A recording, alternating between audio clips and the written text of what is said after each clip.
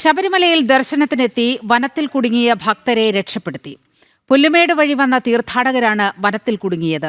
ബംഗളൂരുവിൽ നിന്നെത്തിയ 14 പേരടങ്ങുന്ന സംഘമാണ് വനത്തിനുള്ളിൽ അകപ്പെട്ടത്. NDRFും ഫയർഫോഴ്സും ഇവരെ സന്നിധാനത്ത് എത്തിച്ചു. ആരുടെയും ആരോഗ്യസ്ഥിതിയിൽ ആശങ്കയില്ല.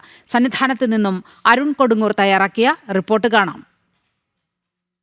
സത്രം പുല്ലുമേട് വഴി വന്ന തീർത്ഥാടകരാണ് വനത്തിനുള്ളിൽ കുടുങ്ങിപ്പോയത്. അവരെ രക്ഷിച്ചുകൊണ്ട് NDRFിന്റെയും അതോടൊപ്പം തന്നെ ഫയർഫോഴ്സിന്റെയും സംഘങ്ങൾ സന്നിധാനത്തേക്ക് എത്തുന്ന കാഴ്ചയാണ് കാണുന്നത്. സാർ, ഇപ്പോൾ എവിടെ നിന്നാണ് നമ്മളിപ്പോൾ റെസ്ക്യൂ ചെയ്തിരിക്കുന്നത്? ഇവരെ നമ്മൾ പുൽമേട് ഭാഗത്തു നിന്നാണ് രക്ഷപ്പെടുത്തി കൊണ്ടുവന്നിരിക്കുന്നത്.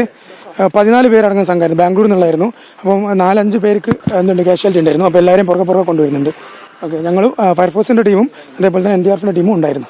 നിലവിൽ ആശങ്കപ്പെടേണ്ട ഒരു സാഹചര്യം നിലവിലില്ല. ഇല്ല, ആശങ്കപ്പെടേണ്ട സാധ്യത. എല്ലാവരും വളരെ ടയേർഡായിട്ടാണ്. കാരണം ഉച്ചയ്ക്കാണ് അവർ അവിടെ നിന്ന് കയറി തുടങ്ങുന്നത്. അപ്പോൾ ഇങ്ങോട്ട് എത്തുമ്പോഴേക്ക് അവർ ടയേർഡായതാണ് കൂടുതലായിട്ട്.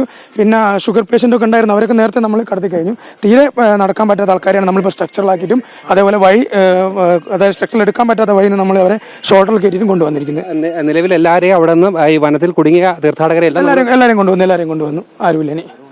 തീർച്ചയായും എന്തായാലും ആ ഒരു ബാംഗ്ലൂരിൽ നിന്നെത്തിയ ഒരു സംഘമായിരുന്നു അവിടെ കുടുങ്ങിപ്പോയിരുന്നത്. പക്ഷേ ഇവരെ എല്ലാം തന്നെ സുരക്ഷിതമായി തന്നെ സന്നിധാനത്തേക്ക് എത്തിക്കുകയാണ്. അതോടൊപ്പം തന്നെ മെഡിക്കൽ എയ്ഡ് അടക്കമുള്ള സംവിധാനങ്ങളും ഒരുക്കുന്നു.